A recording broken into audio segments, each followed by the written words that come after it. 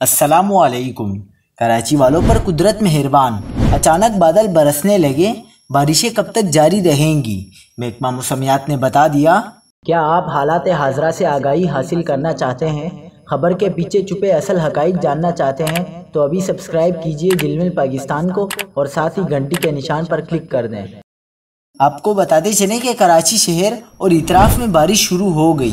बारिश बरसाने वाले बादल अभी भी मौजूद हैं। कराची में मजीद बादल बरसने को बेताब।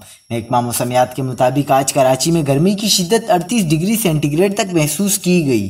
कराची में जारी बारिश का ये सिलसिला 9 अगस्त तक जारी रहने का इम्कान है। बारिश में शिद्दत 10 अगस्त तक 13 अगस्त के दौरान रहेगी। बारिश बरसाने वाला सिस्टम अभी भी सिंध के अंदर मौजूद है। कराची में आज गरज चमक के साथ मजीद बारिशें हो सकती हैं।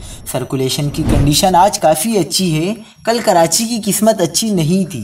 कंडीशन बेहतर न होने की वजह कल शेरे काइद से बादल बाईपास हो गए थे। अब कराची में गरज चमक के बादल बनने का अमल शुरू हो चुका है।